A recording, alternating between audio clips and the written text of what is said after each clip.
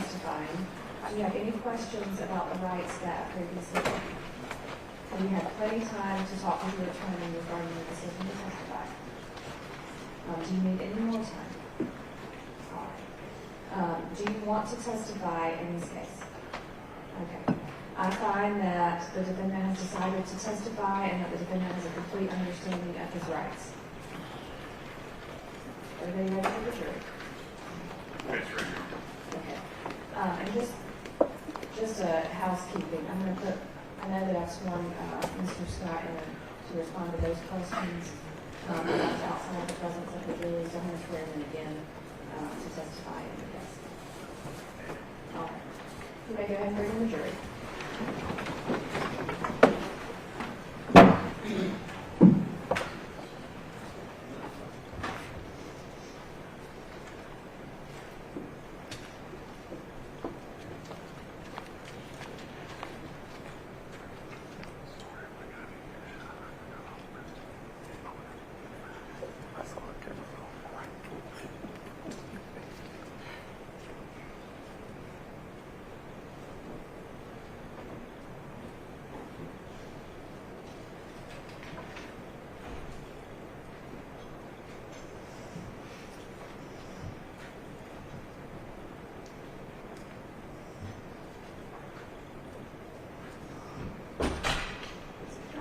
Seated. And the defense can call its next witness. Call Mr. A.J. Scott.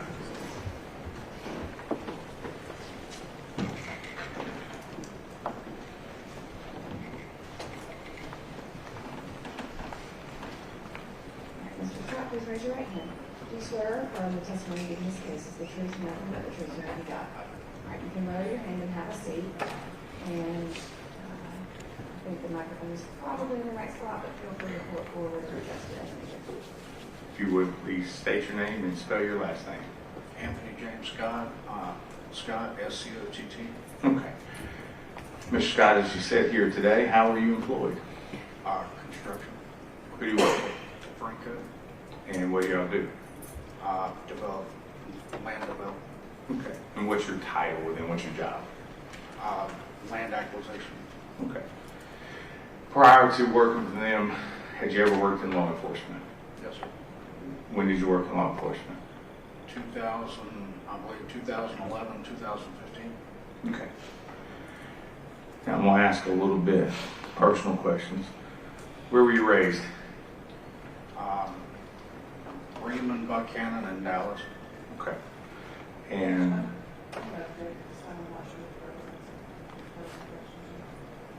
just laying a little foundation on it. We can skip over. Just for a second. Can everyone in the jury here get on here? Okay. Go ahead. Thank you. You mentioned you were in law enforcement. What kind of career did you have prior to law enforcement? I was in the Marine Corps. From what year? 2007, 2011. What did you do in the Marine Corps? Infantry. Okay. Did you see active duty? Yes, sir. Where at? Fallujah, Iraq, and Market, Afghanistan.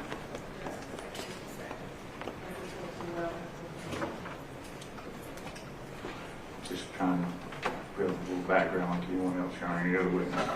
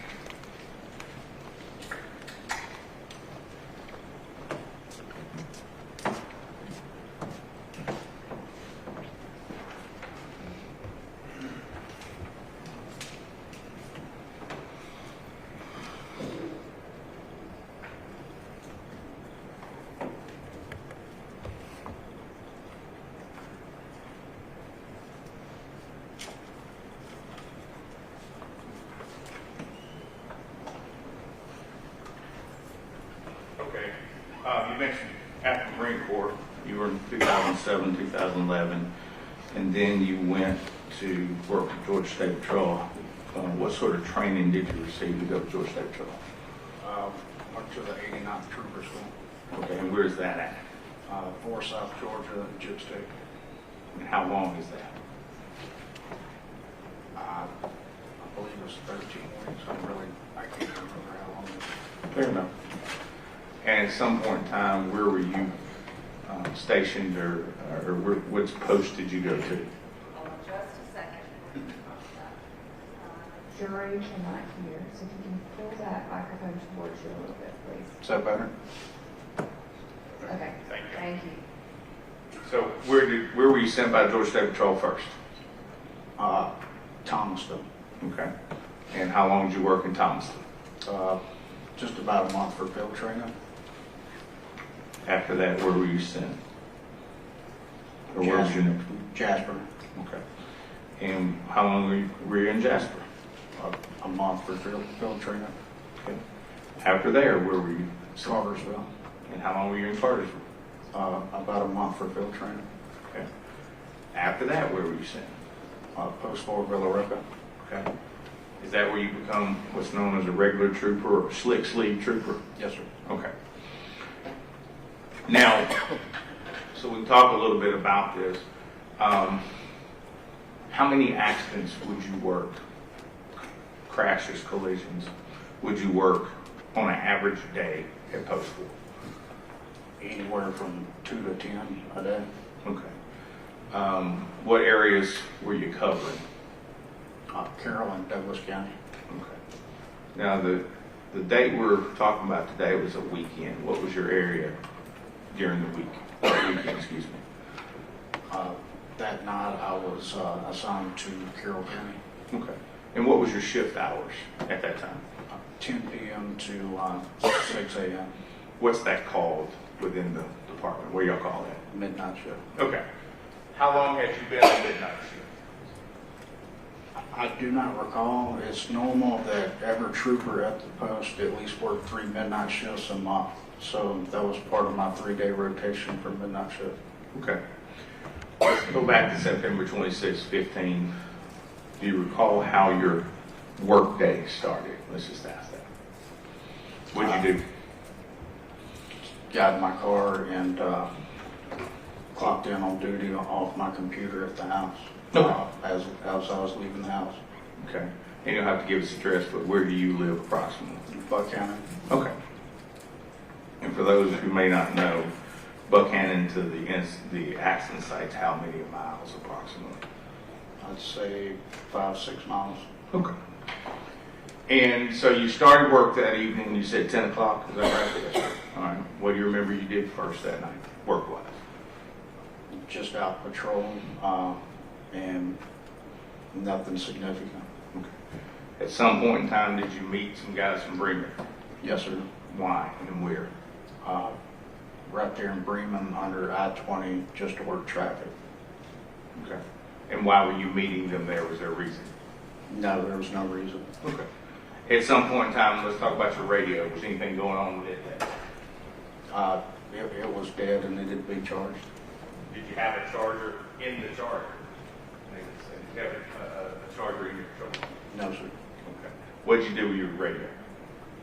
Gave it to one of the Bremen officers to charge because when I brought it up, he said he had a charger in his car. Okay. And just so we're clear, so the jury understands this is the radio that oftentimes you see your mic on your body? Yes, sir. Okay. You also tell us about, did you have communications in the car besides the portable radio? Yeah, we had a in-car radio. Okay. At some point in time, did you leave underneath the bridge at Bremen? Yes, sir. All right. Tell us what happened. Why'd you leave? The communication center in Noonan had called, letting me know that troopers were chasing I believe it was 2 vehicles northbound on 16 headed into Carroll County toward Plattsburgh. Okay. And for those who may not know, what sets between Carroll and Coweta County at that time? What's the landmark between the two of them? Carrollton. No, between Carroll County and Coweta County, Chattahoochee River, is in there? Okay. And so where did you go? South on 27, left on Linda Lane, and then turned right there by the jail, headed toward Whitesburg. Okay. And tell us how far you got toward Whitesburg that evening. I'd say I got about halfway to Whitesburg when they came back and said that they had lost the suspect vehicles. I'm not familiar with the names of the area down there, but somewhere around the, if you're going south on 16 toward Whitesburg, there's a gas station to the left, somewhere around there. Okay. In the big community of Clem, in that area? Yes, sir. Okay. And so, what did you do when you got the radio communication that the chase was off? What happened? I decided to stay in the area and see if they ever passed in that area. Okay. Did, at some point in time, did you do something official down there? I believe I stopped a couple cars that might have matched the description. Turned out I didn't think it would have been the vehicles. Okay. And so what did you do after you stopped these couple cars? After hanging out in between that store and up toward the roundabout toward the jail, I ended up heading back up to Bremen. Okay. Was there a reason why you were heading back under the bridge at Bremen? Me, I had my radio that I had to retrieve. Okay. Let's talk about some things. Paperwork. What kind of paperwork are you expected to do, or documentation you're expected to do as a trooper? Just all incident reports and crash reports for any crashes you work or DUI arrests, stuff like that. Okay. And is it fair to say you were behind at that time on your crash reports? Yes, sir. Okay. Tell me about that. Was it something you had been given attention to? Just tell us about the crash reports. Yeah, in the past I'd fallen behind working so many crashes stuff. I'd fallen behind on crash reports and actually been written up for not having them completed in time. Okay. So were you going to work on them that night? What were you going to do that night when you got your radio? Yes, sir. I was going to go try to finish the ones that were behind that were already on my computer, and then hopefully get them done that night. Okay. And just so the jury understands, there's a laptop or a mounted computer in your patrol car, correct? There is. Okay. And so you can work on these reports from the car, is that right? Yes, sir. Okay. Now, so you're down around the jail, down at 16, between there and Whitesburg. At some point in time, you stop two cars. So what happens then? I head back up to Bremen. Do you recall the route that you took? Same route. I went down there, past the jail, took a right on the bypass that eventually turns into Linda Lane, and then took a right on 27 going north. Okay. Now, we've watched your video and we've seen the crash. Let's just get it out there. You did not have lights and sirens on, correct? No, sir. Okay. Now I'm going to ask you a little bit about lights and sirens. Had there ever been an occasion where you have gone to a scene or gone to an accident without your lights and sirens? The majority of the crashes we did not respond with lights and sirens. Okay. When would you use lights and sirens? If there was nobody else on the scene yet, and there was a chance of us actually being able to save a life. Okay. So, or a chase. Okay, or a chase.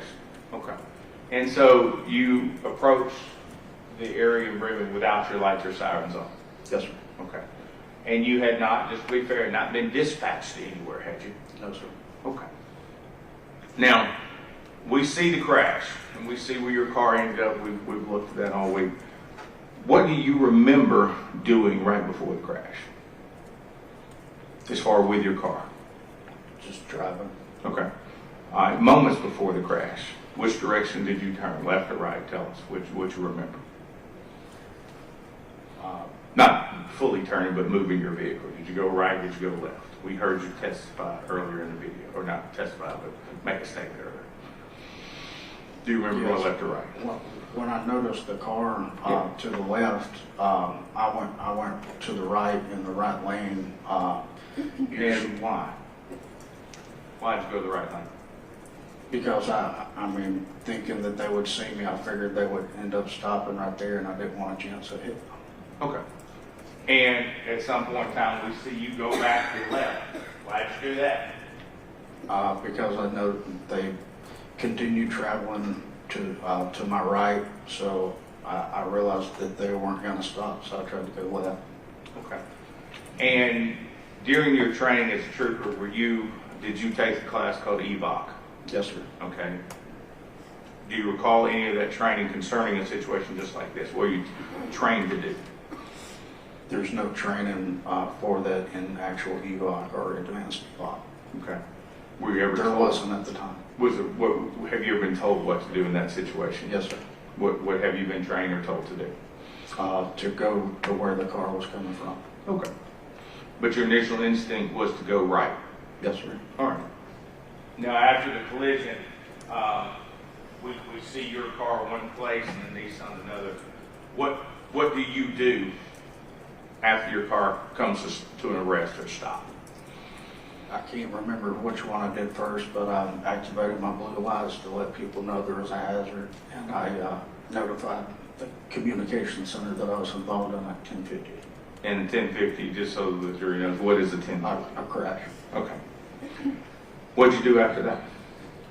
I ran up the hill to check on the occupant of the other vehicle. Okay.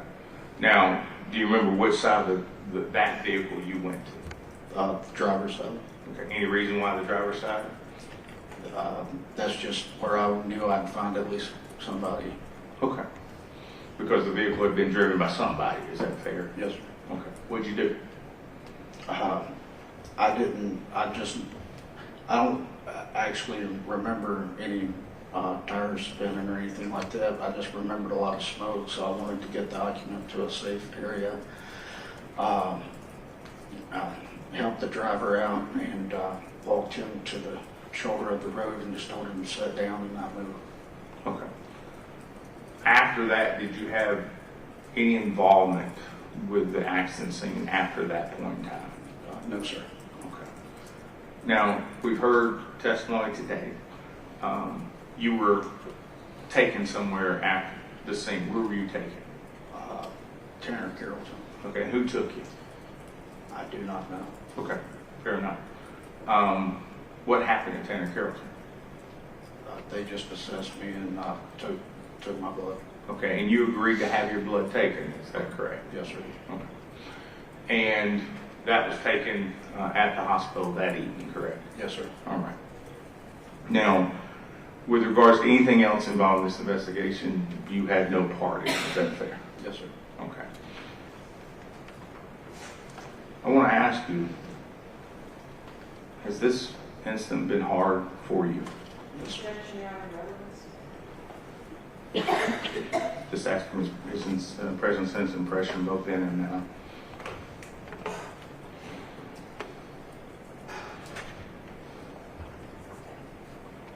Favorable. Mr. Scott,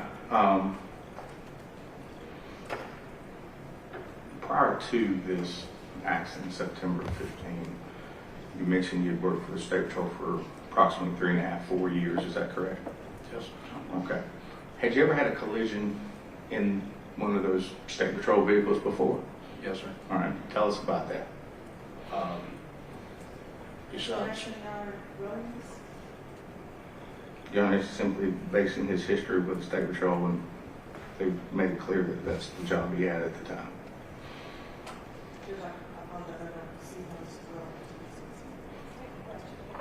Yeah, I just asked if you'd ever had an accident in a state vehicle before.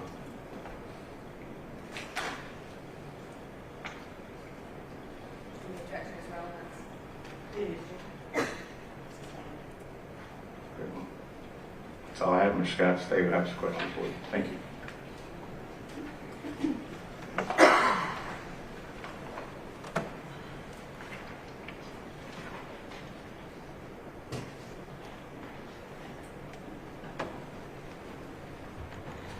Mr. Scott, what was your badge number at the time?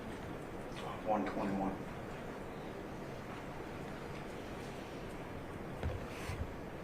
And so when you left from under this bridge, you had left your radio, excuse me, your radio with the Bremen officer, correct? Yes, ma'am. But you still had a means of communication? Yes, ma'am. All right. So it wasn't a safety issue? If I was out of the vehicle, I had no way to communicate, but I still had a way to communicate inside the vehicle. Yes, ma'am. Okay, but your choice to leave? Ma'am? Your choice to leave from under the bridge? Yes, ma'am. All right. And so at 11:19, you stopped a vehicle doing 96 miles an hour at Old Noonan Road in Cross Plains. Is that accurate? I do not recall. I know I stopped a couple vehicles, but I do not recall what they were traveling or anything like that. Okay, but Georgia State Patrol keeps a record of all the stops that you've made. Is that fair? Yes, ma'am. Okay, so that record showed that you indeed, quote unquote, clocked a red sedan going 96 at 23:19, which would have been 11:19 in the evening. That would be accurate. I believe so. Primary Unit 121, that would be you? Yes, ma'am. Okay. Now, in trooper school, you were taught, I assume, the rules of the road? Yes, ma'am. All right. You were taught about speeding and the dangers of speeding Yes, ma'am. and the purpose of speed limits. Yes, ma'am. And in fact, we now have super speeder laws, correct? Yes. Right, that impose much greater fines for folks going over 75 on country roads and 85 on regular highways. I believe so. Is that fair? How many speeding tickets do you think you wrote as a trooper? I have no idea. Let's just say in a month. A month, 15 to 20. I'm sorry? 15 to 20. 15 to 20, okay. And you were a trooper for over 4 years? About 4 years, yes, ma'am. All right. And now 27, that's a pretty big road here in the county, correct? Yes, ma'am. Right, is that something that you would travel on a regular basis?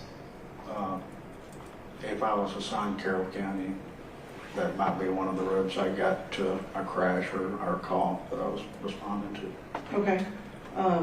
So you worked Douglas and Carroll, correct? Yes, ma'am. All right, so would you say you split your time between the two? Roughly? Yeah, yes, ma'am. All right, so you spent, let's just say, 2 years in Carroll County, correct? Yes, ma'am. All right. And so I assume that you were aware that the speed limit on 27 is 55. Yes, ma'am. 55 and 65, depending on where you're at. Yes, ma'am. But in this particular space, 55. Yes, ma'am. And you also indicated that you worked a number of crashes. Yes, ma'am. You worked crashes where speed injured and killed people. I do not recall. I'm sorry? I do not recall, like, the causes of any fatalities that I worked. Okay.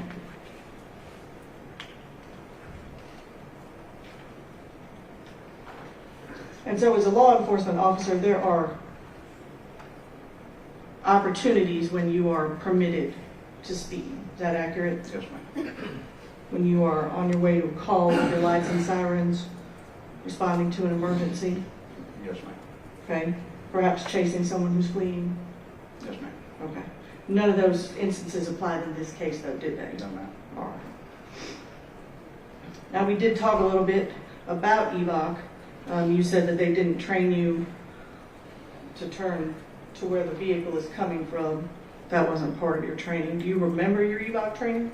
I do, and there were three main parts of the EBOC training: brake and the stop, the speed course, and things like that. But that training came on later, and I did receive training on what you're talking about. That came on after I graduated trooper school, and they sent us back to do a simulator for that. Do you remember how long EVOC was? 3 weeks. Okay, so 3 weeks where they teach you how to operate your patrol vehicle, Yes, ma'am. right? Operate it in emergency situations, defensive driving, skid control, Yes, ma'am. steering, braking, precision driving, Yes, ma'am. all of those things.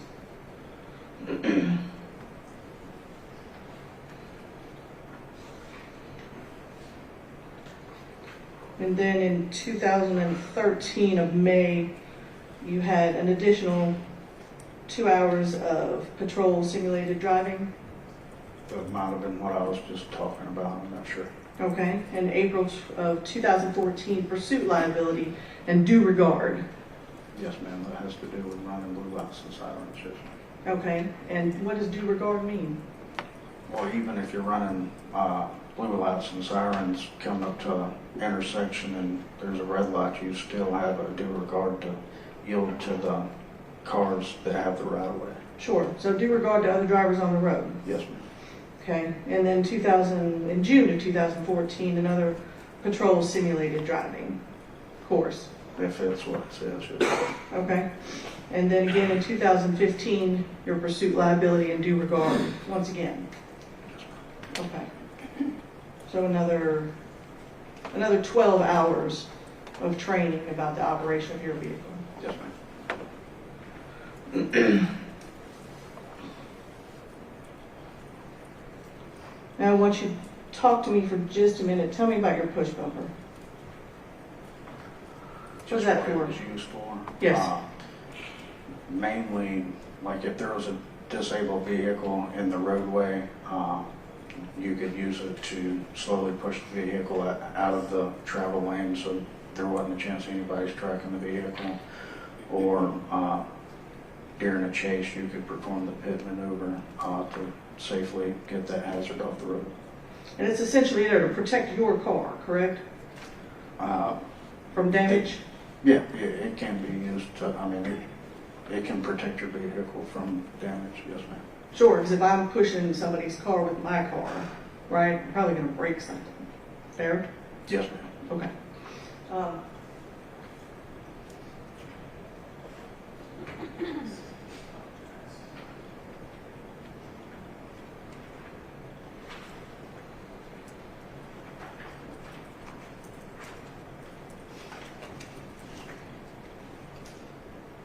Your Honor, may I approach? Yes, ma'am.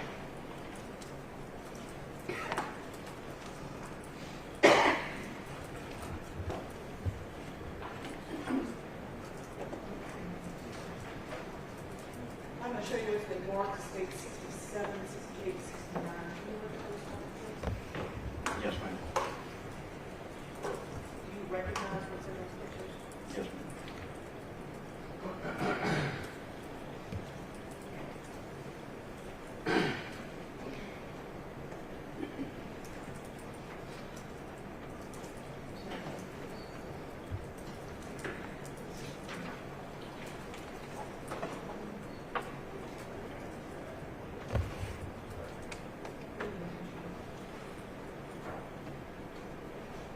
Now, can you tell me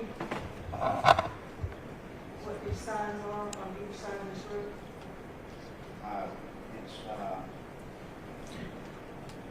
It's intersection, approaching intersection signs showing the suggested speed limit below. And that speed limit is 45, is it not? The suggested speed is 45. And this is the BP station, right? And this is the area of the collision up here at the top of this hill. Is that Yes, ma'am. correct? Yes, ma'am. Okay. And so there's a sign on each side of the road. And that 45 Means that that's the suggested speed traveling up that hill, is it not? Yes. Did you see those signs as you drove by them? No, ma'am. You did not. I don't believe I did. Okay, have you driven by them before? I had to, yes, ma'am. Okay. And so just to be clear, on this particular evening, you are exceeding that posted speed limit. At about 5 seconds before this, you're driving about 90 miles an hour. Is that accurate? Yes. And you are not running lights and sirens? No, ma'am. You are not going to a call? No, ma'am. You are going back to the bridge? Yes, ma'am.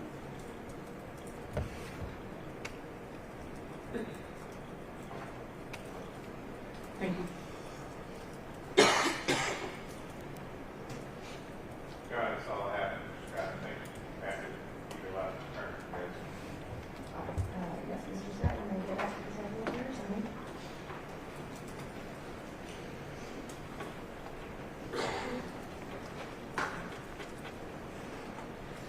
Your Honor, at this time, the defense will rest. Take anything outside the presence of the jury. Yes, if the attorneys would approach, please.